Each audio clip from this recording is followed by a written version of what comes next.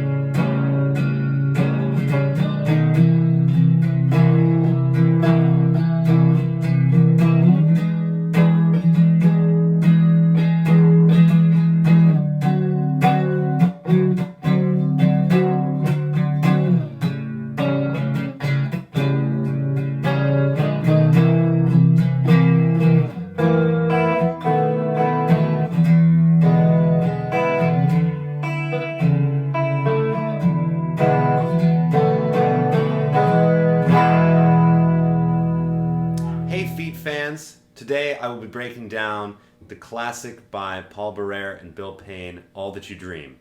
On the studio recording, the intro goes a little bit like this. It's a riff in the key of E.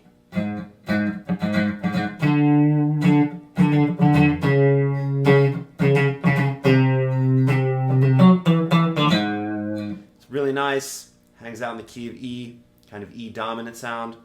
We've got G sharp to D, C sharp, and we go to the flat 6, C natural, and then we go to the 2, 1, flat 7, back to 3. Very nice, builds a lot of tension to bring us in.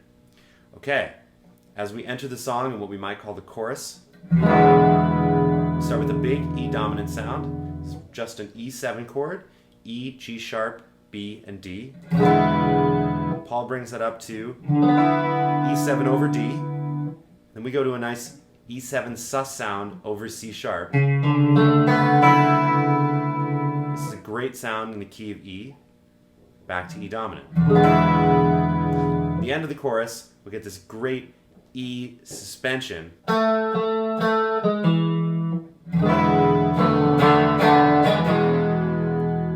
To build some tension on top of the E dominant chord. As we move on into our verse, we again see this E dominant sound. This whole song is built around E dominant. We move it up chromatically to E7 over D.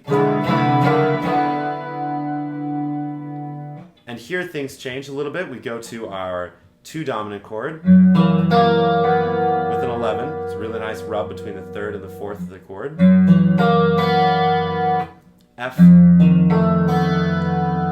F dominant 7, sharp 11, also known as a flat 2 chord, back to E. So what's really going on here is what we might call a disguised 2-5-1 motion. We start with a 2 dominant chord.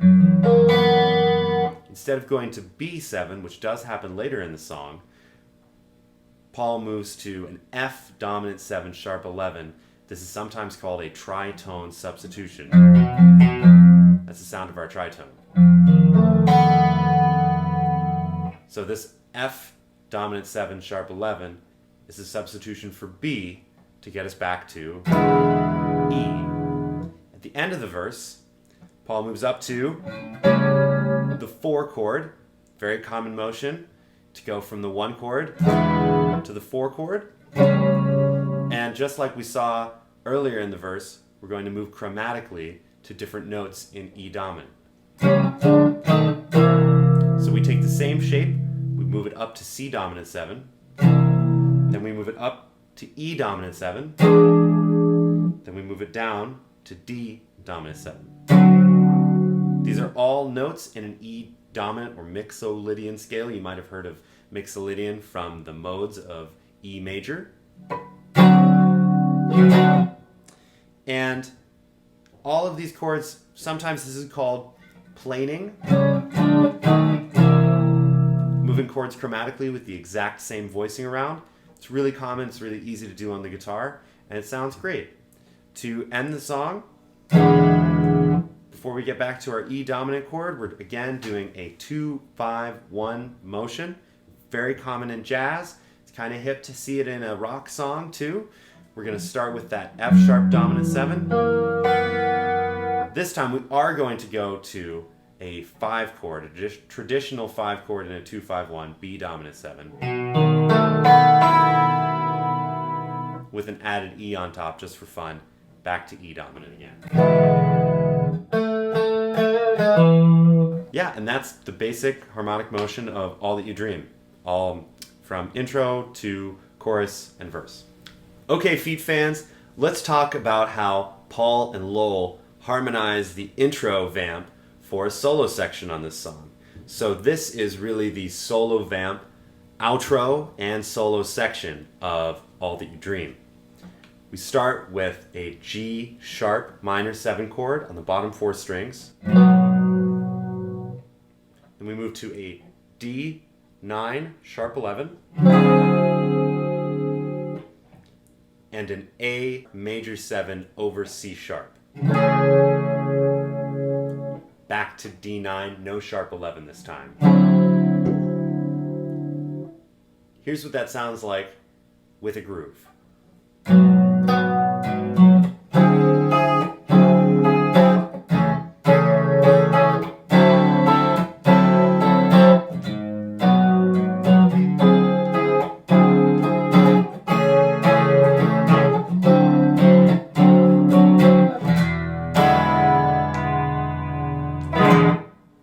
Lowell George once told me, when you're going to record, get the best musicians you can.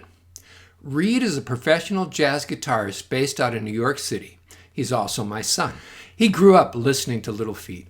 Reed figured out All That You Dream pretty quickly. My contribution was to show Reed fingerings Paul taught me back in 2013. I'm grateful that Paul was able to show me how he played the song, and for Reed's help sharing it with you. Would you like to see more Little Feat how to play videos?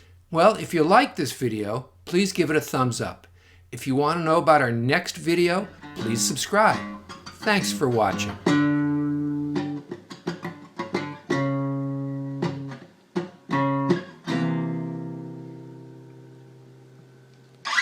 And that's it.